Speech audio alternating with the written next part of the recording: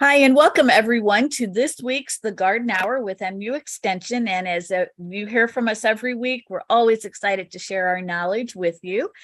We love being in horticulture and we love being outdoors. We love playing with our plants. And so we're always happy to be here. And obviously, you guys must too, because you're here. So we appreciate that.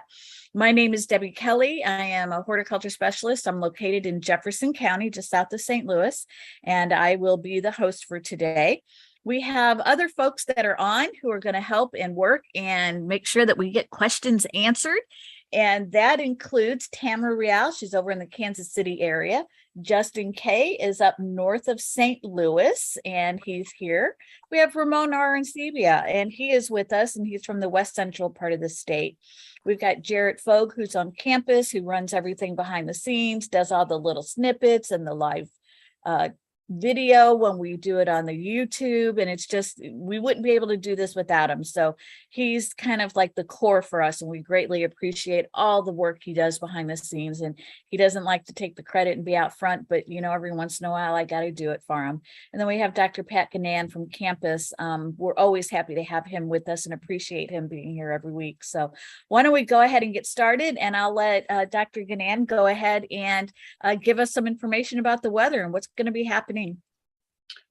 Sounds good, Debbie, and good afternoon, everyone. Thank you for the opportunity to provide a weather report today. And we have a couple more days left in June, so it's always nice to look back to see what we went through. And well, it's been an interesting month, as to say the least. It's somewhat been the pattern for much of the year, these up and down temperature regimes. It's really nice to see the past few days. It's been beautiful, but prior to that, we had some extreme heat. And in the left, I used Columbia, Missouri as a midpoint for the state, but these are the daily high and low temperatures compared to the normal dailies for the month of June. And so you can see, again, the up and down nature started out pretty nice during the first week of June, but then we had a 2-week period of some heat and dryness that really kind of exacerbated the lack of precipitation across the state with more drought-like conditions. And then, of course, the past few days with that cold front that moved through over the weekend led to a beautiful Sunday, beautiful Monday, and a really nice yesterday. But we're starting to get a little bit of more heat this afternoon. We had a really nice morning and lows in the 50s this morning, but highs today are going to probably make it into the upper 80s to back to 90, so more seasonable. On the right, these are the temperatures that will likely go down in the record books of June being above average. That was the way in May. We were about 2 degrees above average. Generally, it looks like, again, about 2 degrees above average when we take the statewide average for the month of June. So another warm month in the climate resource here for Missouri. Precipitation, a little bit more of a different story. It's the time of year where it's nice to have those periods of rain, because we have a lot of evaporation that takes place during the heat of summer. And we're in some need of rain across, especially about the southern half of the state. These are some of the totals on the left, looking at the contour map. Again, much nicer conditions in regard to enough moisture in the profile, in the soil profile. Generally 3 to 5 inches of rain across much of northern Missouri. As you go south, central and southern sections, we need some rainfall. We're starting to see impacts in regard to droughty conditions. Unwatered lawns are turning brown, and some of the row crops are starting to show signs of stress. And I'm sure your gardens are needing a lot of water because of the heat and dryness. We have some pockets, only about a half inch to 1 inch right here in mid-Missouri. In Columbia, we're very dry here in the city. Look at south central Missouri, right around Texas County, Shannon, Howell, and Oregon County, some very dry conditions. Ripley County, there have been some areas that we're seeing only 1/100th to 1/10 of an inch, and here we are at the end of June. So obviously, if you receive that amount of rainfall during the month of June, regardless of antecedent conditions, we're going to see some impacts because of dryness. On the right, these are departure from normals. You can see all the various shades of yellows and browns, indicating below normal precipitation. The only exception is parts of north central and northwestern Missouri, where they've been getting the rainfall. And then on the bottom, we looked at some of the CoCoRaHS reports. Some of the heaviest reports are up in northwest Missouri, over 7 inches at just east of Rockport, Atchison County. Many locations over 5 inches in parts of northwest, north central Missouri. On the flip side, the bottom right shows how some of the lowest totals are confined to south central Missouri, parts of mid-Missouri, where some areas have seen less than a half inch. a trace of precip so far on the Arkansas-Missouri border in Ripley County, just southeast of Gatewood. So some very dry conditions across especially the southern half of Missouri. Over the past week since we last met, these are some of the radar estimates here on the left. Some areas were lucky enough to receive some precipitation. I know this past Sunday we had a system impact south of Kansas City that brought some decent rainfall, much needed rainfall, generally around, it looks like Bates County, Vernon County on east into Benton and southern Pettis County, Morgan County. Some decent rainfall, much needed rainfall. And then on the right, you can see some of the totals over the past week. These are actual CoCoRaHS rain gauge reports showing those heavier totals in the green dots here in parts of west central Missouri, parts of north central, northwestern Missouri. That was another system that occurred late last week that brought rainfall into that area. And southeast Missouri, it's been mostly scattered, but those areas right along the Illinois, Missouri, even the Kentucky border, and look at northern Mississippi County, nearly 3 inches. And Scott County, Cape Girardeau County, they've been getting the rain so far, luckily. And St. Genevieve got some decent totals over the past week. The forecast over the next couple of days, we are going to see more seasonable temperatures. So the winds out of the south are going to bring in some more warmer weather, more seasonable, highs in the upper 80s to perhaps 90 today. On Thursday, a carbon copy pretty much, upper 80s to low 90s. No chances of precipitation. It will be dry, but we will be noticing a little bit more humidity in the air. Currently, some of those dew points are reaching the upper 50s and lower 60s across the state, and those are only going to get higher as we go into Wednesday and Thursday, and you will feel it in regard to the heat index and it being a little bit more uncomfortable, at least compared to what we've seen the last few days. The holiday weekend here on the bottom, this is something to keep an eye on because we are seeing some significant chances perhaps of some more widespread rainfall as we go into Friday, late in the day, Friday, Saturday, Sunday, and into Monday. And so that's good news, welcome news, especially across the southern half of the state where we need the rainfall. Does look like we're going to have some chances. There is a cold front that is forecast to move out of Iowa on Friday into northern Missouri. That will bring chances of precipitation as early as Friday, perhaps even Friday morning across some of the far northern counties.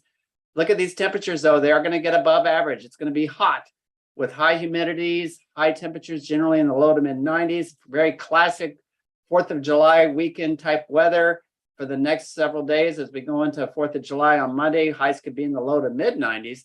But it's nice to see those day-to-day chances of precipitation. That front that is forecast to move through the state will become, they're indicating it to become stationary. And so as long as it's in the area, that's going to be an area of instability where a day-to-day chances of showers and thunderstorms will occur.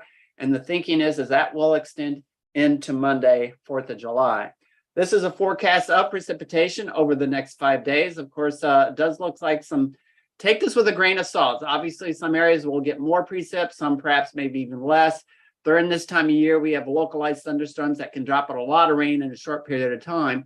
But at least it does look like a fairly widespread amount of anywhere from a half to as much as an inch and a half in parts of west central Missouri. That's welcome news, again, especially the southern half of the state. Hopefully, these lighter totals across far southern Missouri, hopefully we'll get more of that precipitation as that front eventually moves southward. Hopefully, maybe later in the weekend, we'll see some more precipitation across southern Missouri because they really need it badly across, especially those south central areas where they've seen less than a half inch so far for the month.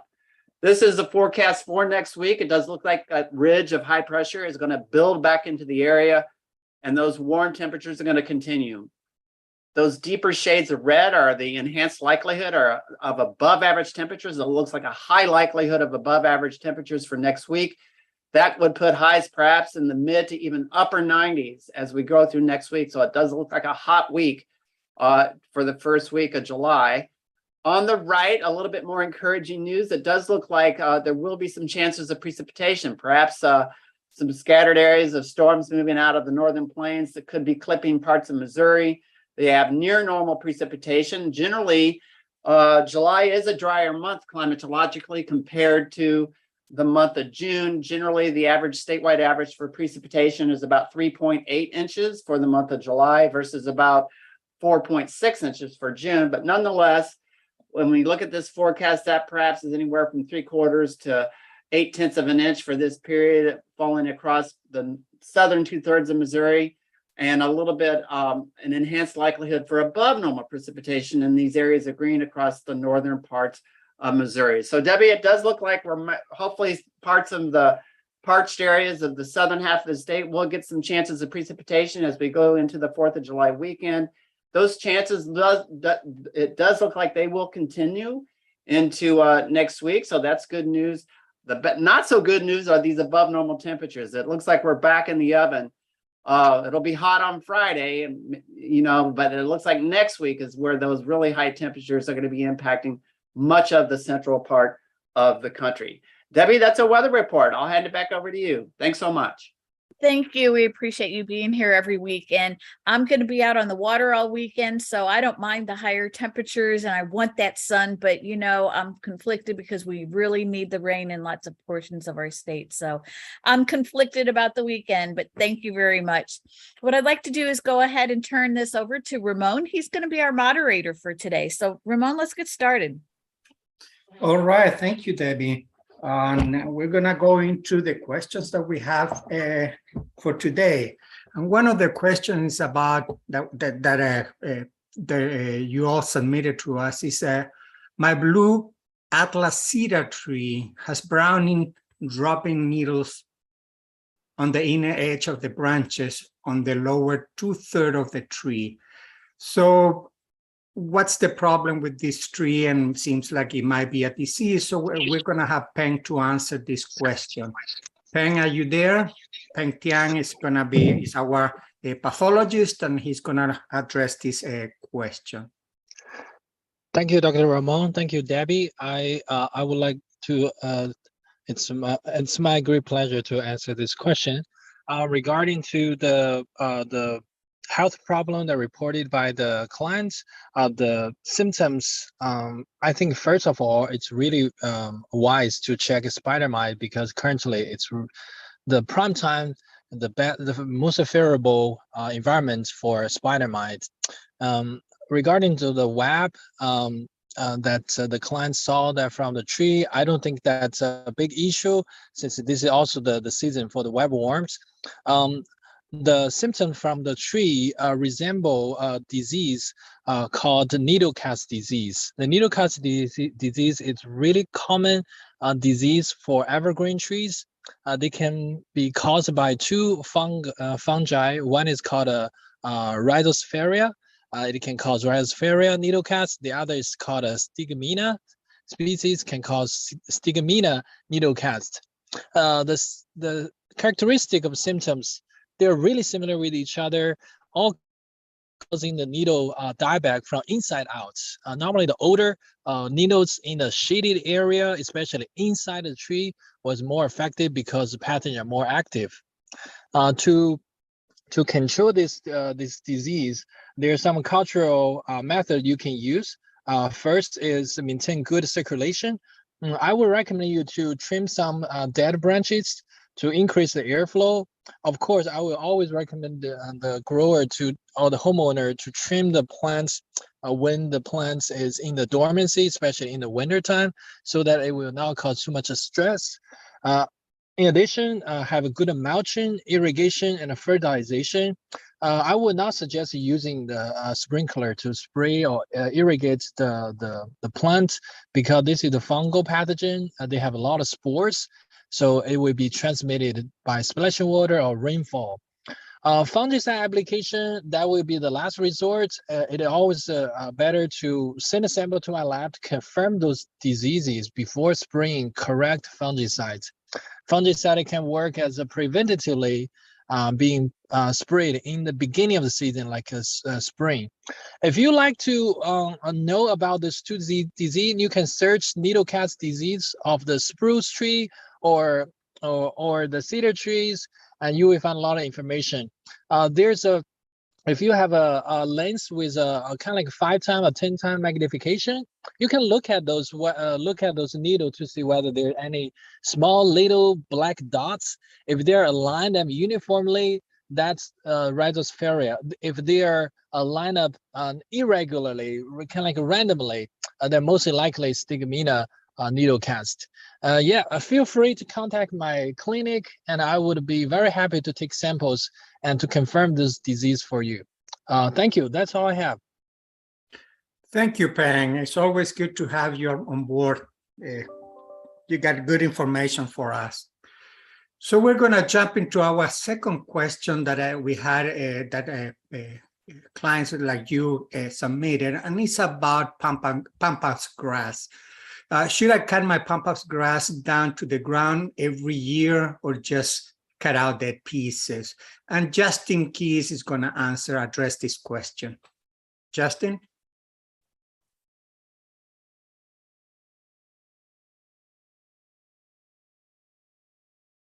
Justin, are you there?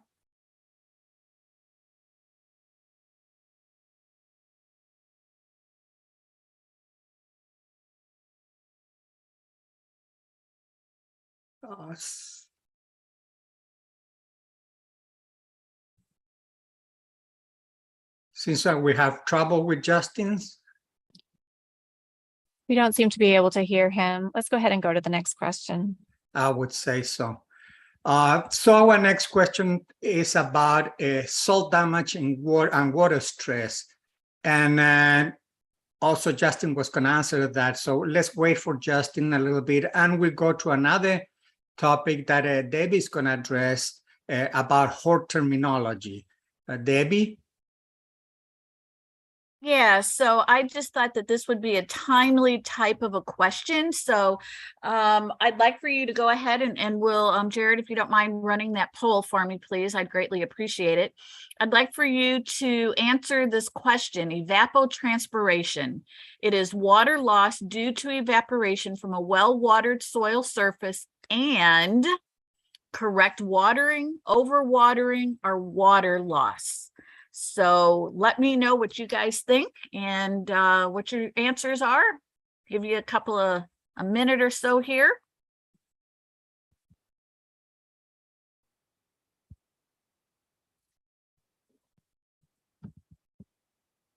I like when you guys answer our polls.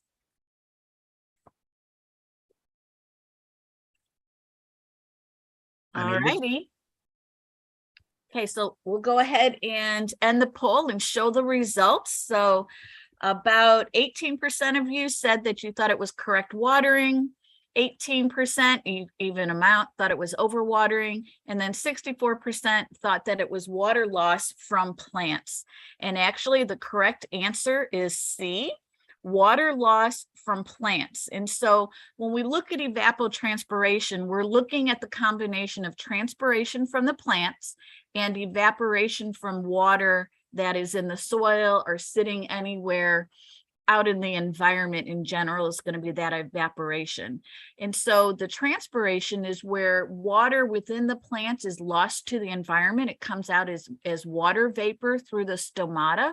The stomata are those microscopic cells that kind of open and close to take in carbon dioxide from the air, and then it open back up to release oxygen. And at that same type of opening and closing is when that water vapor kind of leaves the plant as well.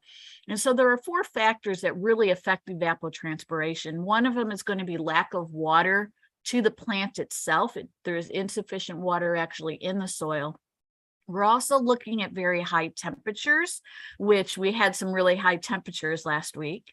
And then we're also looking at the lack of humidity in the air, so it can be really dry. And then we're also looking at the potential of having wind there. So all of these 4 factors come into play.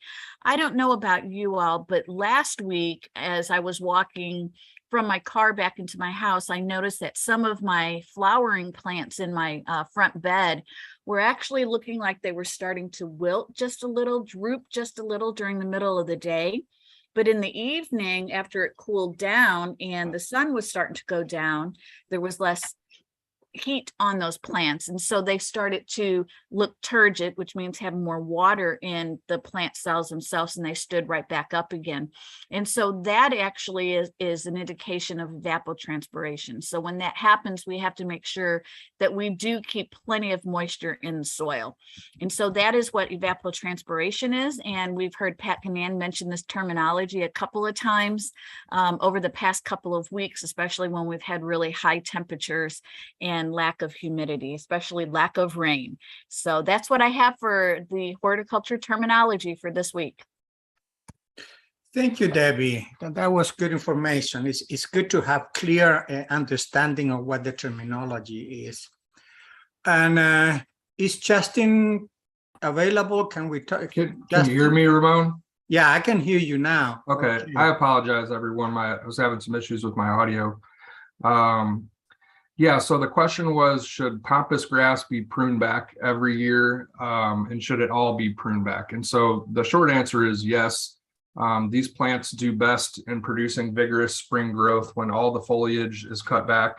It's the best to do this in late winter when the plants are dormant. And so these plants can get pretty big on a large plant. Something like an electric chainsaw or a power hedge trimmer can make quick work of this, or a very sharp pair of lopping shears can also help. The blades on this are kind of serrated, and they can be pretty sharp. So it's always a good idea to wear long sleeves and gloves when you do this at the end of the winter. But removing that dead foliage will allow for vigorous spring growth and allow that grass to really get the sunlight and the space that it needs to grow the following year. And these are easily divided. This would be another thing you could do in late winter. And so using a really sharp bladed spade can make pretty quick work of this. The plumes can be really pretty on this. They can be used for floral arrangements, and these plants can last about 15 years, and they're mature in about 2 to 4 years. It is interesting to note that in some Western states, this is considered an invasive species, as it can spread from seed pretty easily. And so in certain Western states, it's recommended not to plant this one, but that's what I got on pampas grass.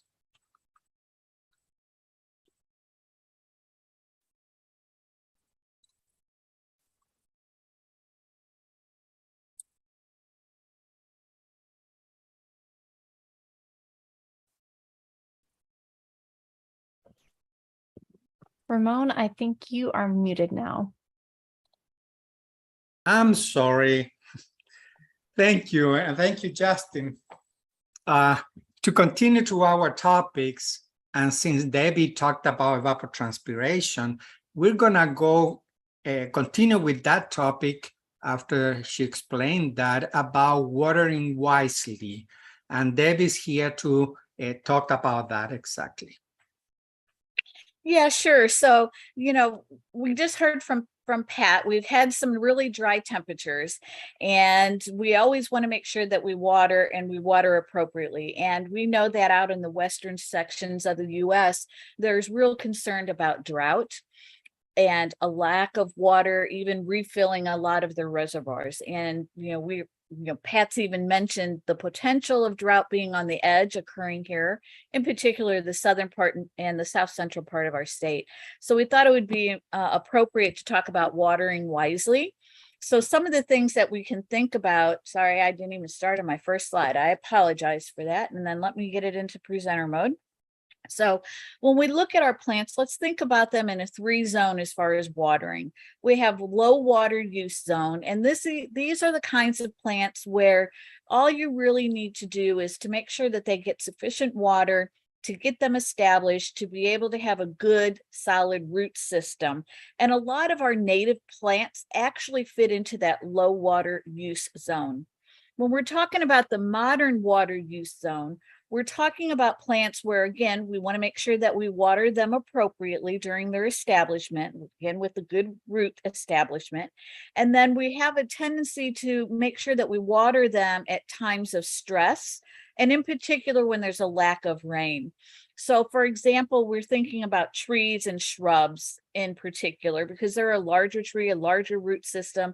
They have more potential of absorbing and taking up water, but we do have to make sure that we water them from time to time if they're under stress, if they're not doing well, and especially if there is a lack of water. And then the third one, we talk about the high water use zone, and that's in particular, no matter what time frame it is, we know that they're a type of a plant where they need a lot of water, and so we have to pay attention to them and water them on a consistent, regular basis, especially as that is needed. So we want to think about what to water. So choose the plants that are in your environment, in your landscape, that thrive according to the type of soil, the type of light that the plant requires, and the amount of space that that plant requires. I know a lot of folks plant trees or shrubs and they forget about what their mature size is going to be, and then they get to be really close. And then we overpopulate areas with plants, and they are all in competition for that same water. Know which plants require consistent moisture, and those that like moisture where it doesn't have to be as much, more drier types of conditions. And when you go to purchase plants, you have a tendency or research ahead of time to see what type of requirements are needed. And then think about where you actually put that particular plant. Does it need to, is more of a drier soils, a shade area, windy is okay for that, poor drainage? We need to make sure that we understand what the needs are water-wise for those plants. When to water, and you've heard this and we'll say it over and over and over again consistently, is if at all possible, water in the morning. That allows the leaves of all of the plants to dry out and helps to reduce foliar diseases, because those diseases have a tendency with water splash, being just moist on that. The fungus and the bacteria really like that, and that's part of the condition of that disease triangle of having the right plant, the right pathogen, and the right weather environment. And it may be dry and hot outside, but the plant is still getting a lot of wet and staying wet. Make sure that you know how much water is actually in the soil. No, we don't measure it, but you can do that by feeling. Is it dry? If it's definitely dry, you need to make sure you water. Last week, there was mention about using the screwdriver test. And that is, just taking a screwdriver and probing it down into the soil. If it goes in easily, you know that there's plenty of moisture there. If it's really hard to push that screwdriver in, chances are you're really going to need some water on those plants at that time. How and where to water. Usually watering at the base of a plant at the ground level is going to be most important to keep the water off of the leaves. Water at the tree line or the drip line of trees in particular. I like to take like a 5-gallon bucket with a hole in the bottom, and I fill it up and I put it around the tree, kind of going around the tree. I'll let the bucket empty, and I may go over onto the other side of a tree and let it go again, and then maybe another section, depending upon how much water I think that tree may need.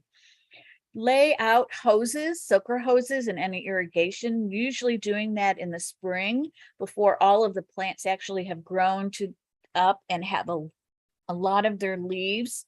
It can be harder to put that down and make sure that it's actually staying on the ground for water when it actually gets turned on, and then do turn it on to make sure that it's not splashing up anywhere. Water deeply and less often to promote deeper, healthier roots, because we really want that root system to go as deep as it can, because if it's moist down further in the soil, those roots are going to go far that particular soil depth in order to get that moisture. And if we train our plants to grow shallow roots, if we forget to water, chances are if we go away for a weekend, a couple of days without watering, we don't think about it, we're busy with our life schedule, those plants have shallow roots, they can really dry out really fast. So we want to train them by doing it as a deeper water to help them go deeper into the soil. To conserve water, some folks are really interested in conserving and keeping rainwater, rain barrels, and there's examples of rain barrels out there on the internet. And if you're interested, we do have some information. We can try to help you with that as well. Try to think about plants that could be more drought tolerant and require less water in the landscape and in your garden areas, especially your flower areas. A lot of our native plants don't need as much water. Mulching, and if Katie were here, she would say mulching is her favorite thing to do. It helps to protect those roots, staying cooler by being protected with that layer of mulch from the sun, and it also helps to keep that moisture in that soil. The other thing is to think about what is the water holding capacity of that soil. If you've got a lot of clay in the soil, chances are you don't need to add some compost, but if it dries out really quickly, maybe adding some compost to that soil would be helpful as well. And so through our soil testing, you can actually see what the organic matter is in the soil, and that can help determine if you really need to add some compost or add some organic matter to help with that water holding capacity if it's needed. And again, we want to make sure that we put the right plant in the right place, select plants that will thrive in the existing soil type, light, and space requirements of what you've got in your own landscape and in your own lawn. Remember that cultivation practices really can help with watering. We don't think about it in that capacity. We just think it's dry, we need to water. But there are things that we can do, such as with the lawns, make sure you mow at the correct height. Make sure that you try to manage weeds in the garden as much as possible, because the weeds are in competition for the moisture in the soil for the plants that we really want to have growing there. And again, mulch helps with those weeds. Maintenance of irrigation system. So if you do have an irrigation system in general, I don't know how many times that I've seen an irrigation system going and it's raining outside. So being able to adjust and adapt using sensors on irrigation systems can be really helpful. Again, watering in the morning, watering deeply. Make sure that there's enough airflow through the plants. That will also help with trying to prevent some of those diseases from occurring if you do have to water outside that morning time frame. So water when you're able to water. If you're not able to water in the morning, but please try to see if you can't water directly straight onto the ground instead of overhead. And remember, only water when a plant needs it. And those are just some tips to think about. And hopefully some of you are already doing a bunch of these. And if not, maybe you can implement some of them. Thank you, Debbie. That was important to know, particularly with this heat that we have been having lately, but irrigation is very important. So we're going to go to our next topic that is about salt damage and water stress, and Justin is here to answer that question or talk about the topics. Justin? All right, thanks, Ramon. So we got a call from a producer and from a gardener in Marion County that had a number of problems, particularly with his cucurbit crops. And he sent us some really great pictures, which we always appreciate. We kind of bounced this one around a little bit in terms of what was going on here. And it didn't appear that there was any herbicide damage or disease damage. And it turns out that this situation is actually caused by excess salts in the soils. And it might not be the salts that you're thinking about. So the salts that we're talking about, particularly today, are related to fertilizers. So if you put on too much fertilizer, it can also happen with excess amounts of manure and maybe compost that's not thoroughly composted. This can also happen with road salts, and that's kind of a topic for another time.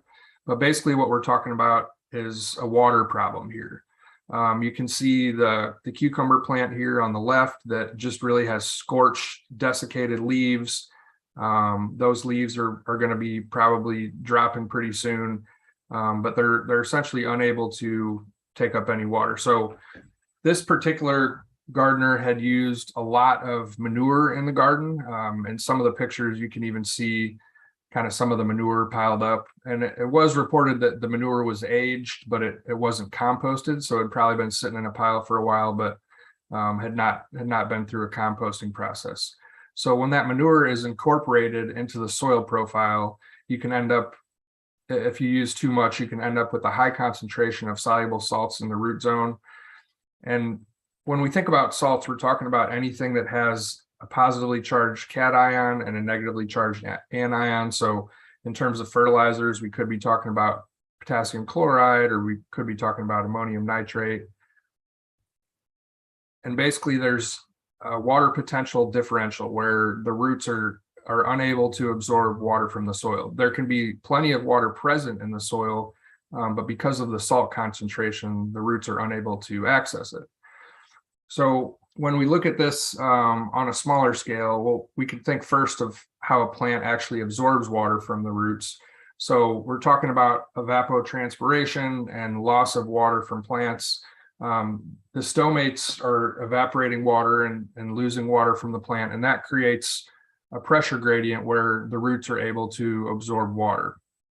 However, if you have a really high concentration of salts in the soil, essentially you have a situation where the water is attracted to the salts at a greater amount than the roots can absorb it. So this can happen, like I said, with too much fertilizer, too much manure, and these excess salts essentially soak up that water and make it so the plant roots are unable to pull up that water through the xylem and incorporate it into the rest of the plant. This is another picture from the garden, and you can see it looks like a lot of manure and animal bedding was applied to this garden. Some of it was incorporated, some of it was applied to the soil surface. In terms of best practices to avoid this kind of situation, I should mention this is maybe a little bit more common than folks think. Oftentimes it's not this severe. More often than not, the plants are just stunted in terms of growth. So this can happen sometimes in new garden mixes or raised bed mixes that might have compost that's not thoroughly broken down, might have large manure components. But in terms of how to avoid this situation, we want to always start off with a soil test. So a soil test is going to tell us what nutrients we have in the soil. You might not necessarily need all the nutrients, but you might be applying them. So that soil test is a good first step. Debbie mentioned it'll also talk about percentage of organic matter. So there's a lot of good information there that can help guide what you're doing. I saw a question in the chat box about the cost of the soil test. The soil test is going to vary. Contact your local county extension office, but I believe they're generally probably between $18 and $30 for a basic fertility analysis for a garden.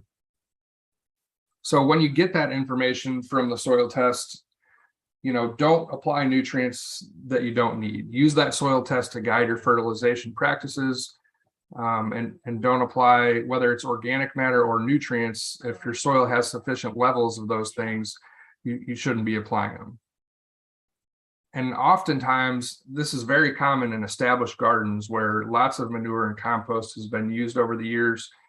They only need nitrogen. So when you apply compost and manure, on an annual basis or a biannual basis, you build up those levels of phosphorus and potassium to sufficient levels. And so more often than not, in a well-established garden where those things have been done over the years, plants only need nitrogen. And so that's the only nutrient that should be applied. If you are going to apply manure and compost, a lot of times I'll get a call from somebody and they say, well, I applied 6 inches of manure to the garden. Well, that's not something that we want to do. We want to make sure that we apply, it's recommended to apply only about 1 inch of compost or manure on an annual basis. And that ensures that you won't get this kind of fertilizer burn or salt injury on your plants. Slow release fertilizers are another great way to kind of get around some of these issues. So if you only need nitrogen, lawn fertilizers can actually be good because they have a lot of the green up lawn fertilizers, which might have a number like 2600 or 2200. And oftentimes those lawn fertilizers are coated and they're a slow release option. So all the salt does not come out at one time. If you're going to use manure, it's better to compost it to help reduce the salt load in that manure. And a couple things to consider here. It is really easy to over apply not just fertilizer, but manure and compost in a small garden space. So, our fertilizer recommendations for the lawn and gardens come out in 1 pound per 1,000 square foot. But a lot of times people have raised beds that are, 100 square feet or maybe even smaller. So just recognize when you have a really small space like that, a little bit goes a long way. I mentioned this earlier, but plants even if they don't develop these kind of issues you see in the photograph here, they may just appear stunted and just are not growing. So the plants may be alive, but they're basically just stuck.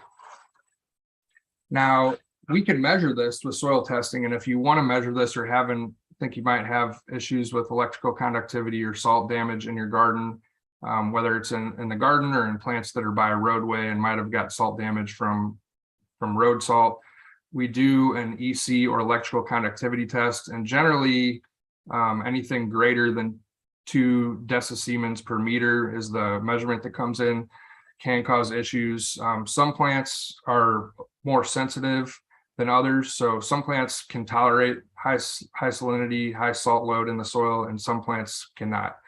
And you can see cucumbers are one of them here. And so that's my best guess of why these plants are showing the most severe damage in this garden. When it's really hot and dry, like it has been, over the last couple weeks, that's when these issues might show themselves more so than in the spring. And basically with this kind of situation, the best thing that you can do is leach the root zone, leach the garden soil, leach the raised bed with plenty of water. So you're going to want to completely saturate that soil so that those salts can percolate downward into the soil profile. And that's all I got. Thank you, Justin. And I forgot to say before, but if you have any question, please put it in the chat. There is a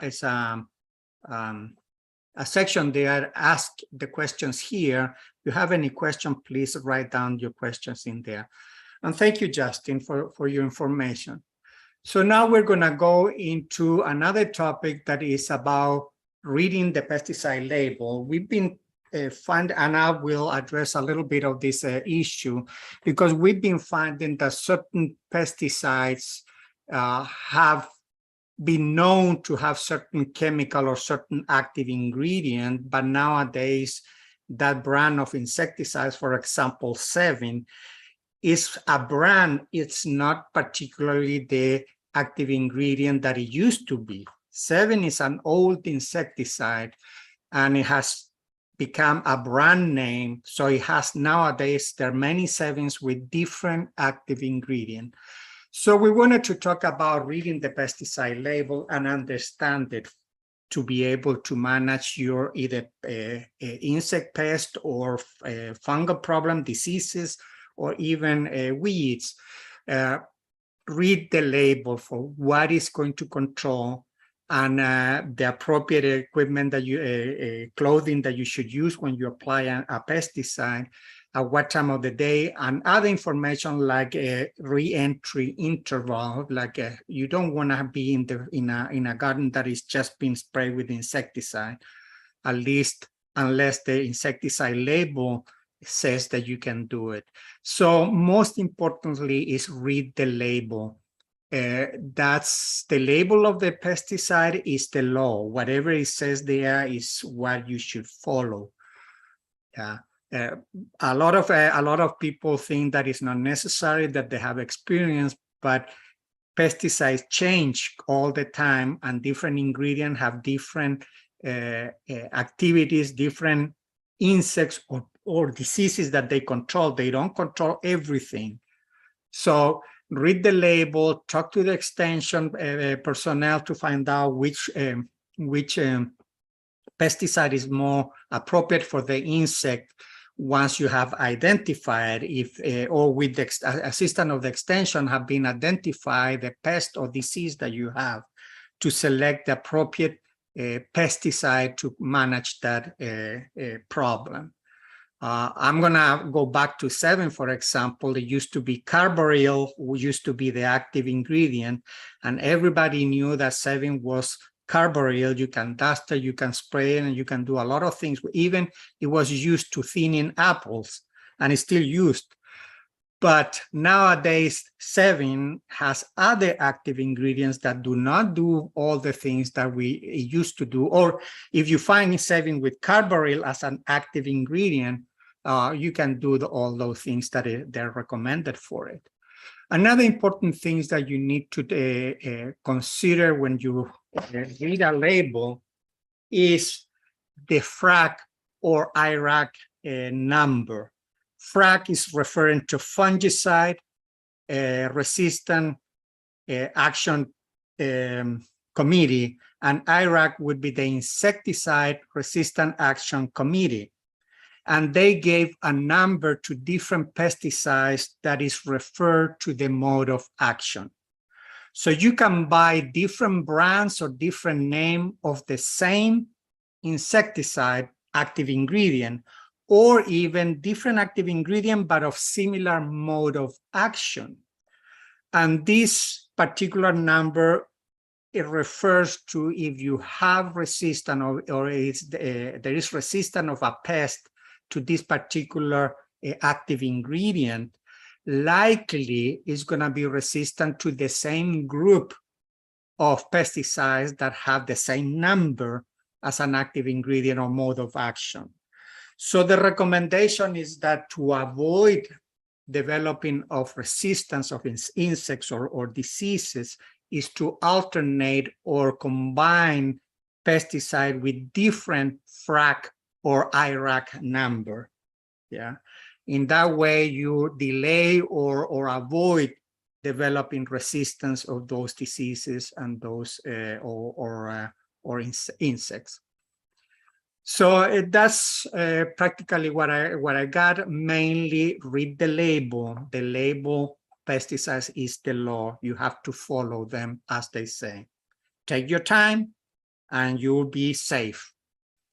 And thank you for your attention. So we're gonna go to another topic exactly about insect, and Tamra Rial is gonna talk about friend and foe, and then it's gonna talk about mites and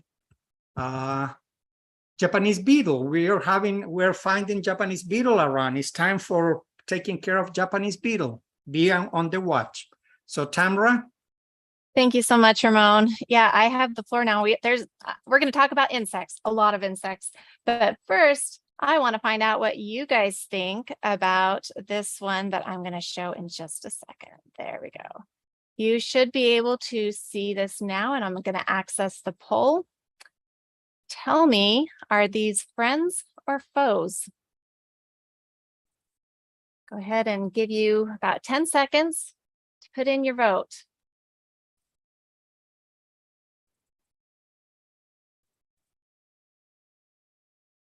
Just a couple more seconds.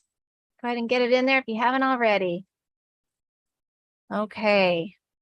Here we go. I'm ending the poll. Share the results. So it looks like we have some votes for everything. Friend, foe, neither, and it depends. But most of you said foe. So let's see what it is that I voted. Let's see. You know what? My circle disappeared. For the most part, I would say it is a foe, but it kind of depends. It's kind of a neither-ish, but kind of a foe. It's not something you really want to leave on your tree. But let's talk about this a little bit.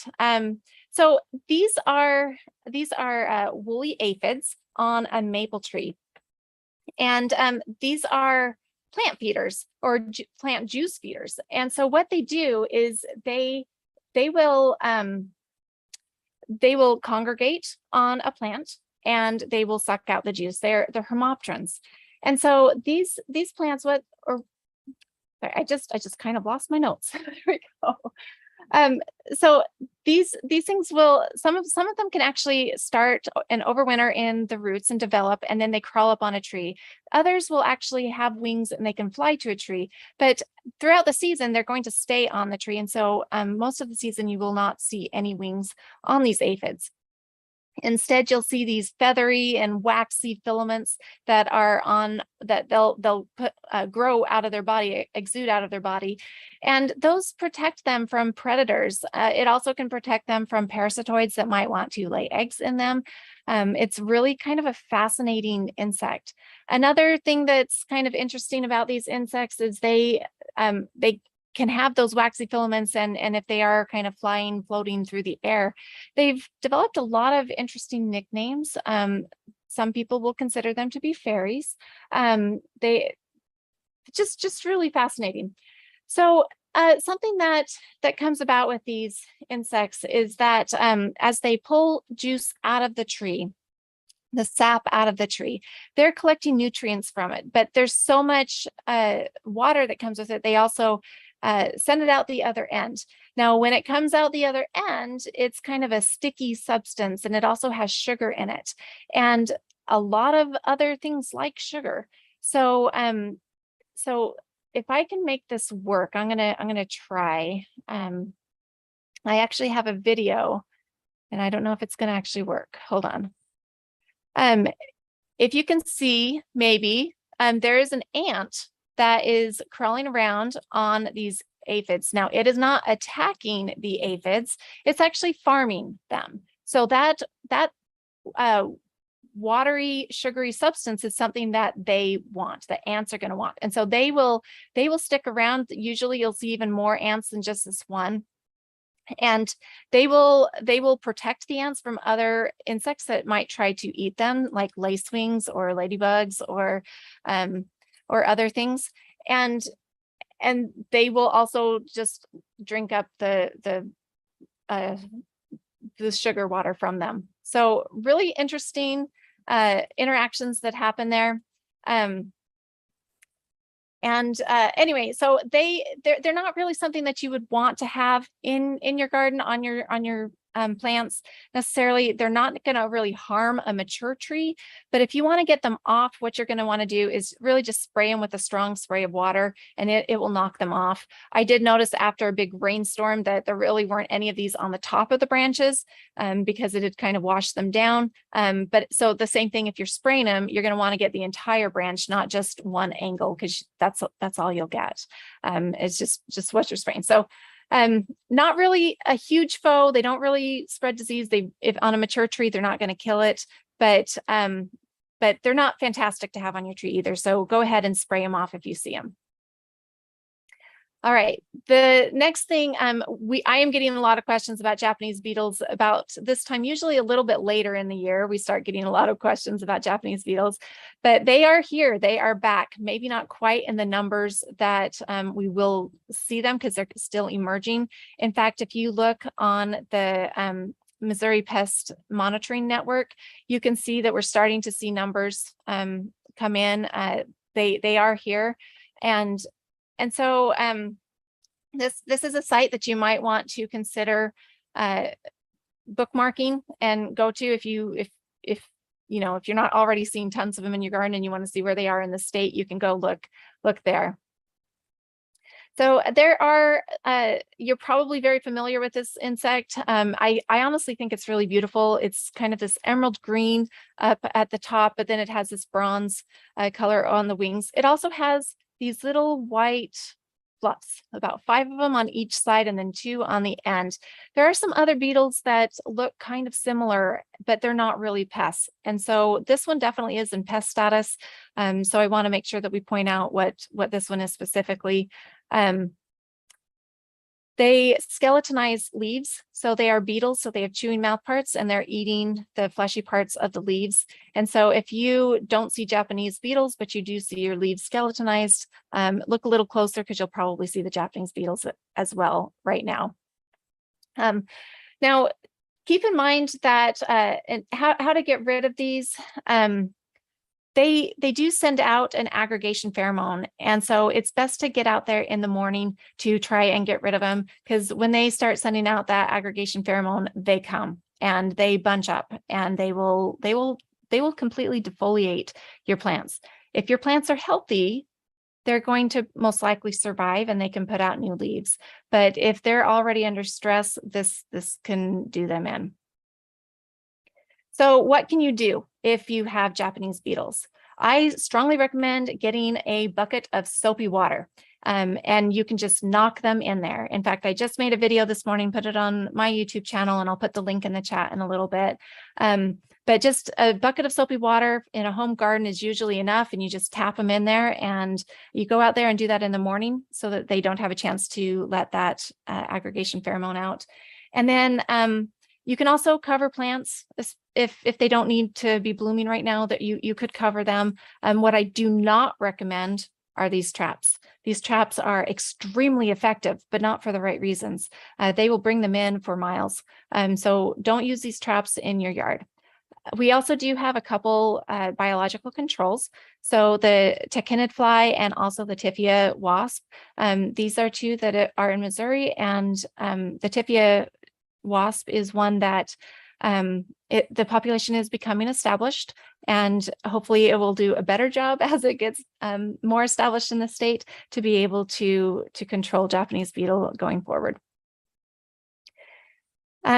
Just really fast, we did have another question come in about broad mites, or some observations by Jennifer Shooter, one of our other specialists who's not here today, but I just wanted to share some of the slides that she put together. Broad mites, they are a species of very small mite. These can also damage your plants, both ornamental plants and vegetable plants. And they're typically active in the warmer months. So, so they can be found now. It's been very warm. If you have a greenhouse, you can actually deal with these mites year round. They typically feed on the newest growth. When they do that, it can cause distortion. It can cause stunting. The adults are typically a light green. They might be a yellowish. They're shaped like a football. But you know what? You probably won't see them. They are so small, 0.2 millimeters. That's about half the size of a two-spotted spider mite. So unless you have a really good hand lens and really good eyes, or you're looking at your sample through a microscope, you're probably not going to be able to see them. Something else that's important to know is they have a really fast reproductive cycle. They only live for about 3 to 13 days. And when you have a short lifespan like that, and a high reproductive rate, you can have populations get high really fast. So these are some images of a gardener in Macon and the pepper plants. You can just see that the leaves are distorted. These plants do not look healthy at all. Here's some more images of these plants and the symptoms that you might see. So just for this case in particular, we think that the mite problem started in a greenhouse while they were in the production stage. And then if they're starting in the greenhouse, when they get out into nurseries or wherever they end up going, then you might only have some that are affected, because they had multiple species of, or multiple pepper plants, but only some of them were affected. And they thought that maybe it's because they came from the nurseries. So if you have this problem, if you're able to diagnose it, remember in IPM, the first thing is to actually identify what it is. You need to figure out what it is. Then there's a few things that you can do. You need to follow the label if you're using a miticide. And this is really important, that you're not just using any old miticide. You want to get one that's for broad mites, because miticides that are for two-spotted mite and some of the two-spotted mite and the spider mites, I'm not saying this right, two-spotted and spider mites, they don't really work on these mites. And so you have to have something that's actually labeled for broad mites, or you can even remove the plant if that is necessary. And other plants, not just peppers, can get them. So I'll put another link in the chat for more information about broad mites. And that's what I have. Thanks.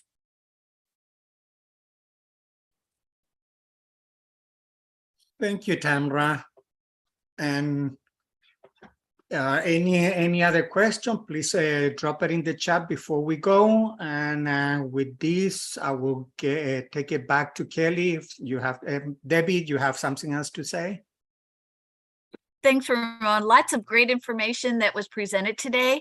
Always enjoy listening to my colleagues with their thoughts on some of these different questions that come into us. I just want to let you know that there's a lot of information that we drop into the chat box, and a lot of that is due to Tamara. She's really good at that piece. But I wanted you to know that you can actually save your chat box. So if you go to where the chat is, click on these 3 dots right here, left mouse click on it, and then it'll come up and it present another box, and at the very top it'll say save the chat, and then you can go ahead and save that chat, and you can put it anywhere onto your computer that you so choose, where you would like to keep that information, and then can always go back to it. The other thing is to let you know, of course, that we're doing this as a YouTube YouTube live so you can watch it.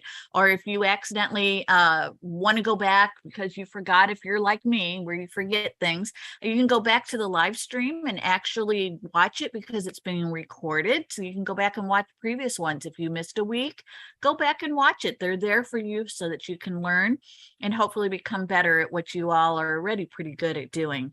We also have our snippets where we as presenters actually vote on each other's to go, hey, that was a really great presentation. We really need to put that out. Or, hey, that is such a timely topic. Everybody needs to know about it.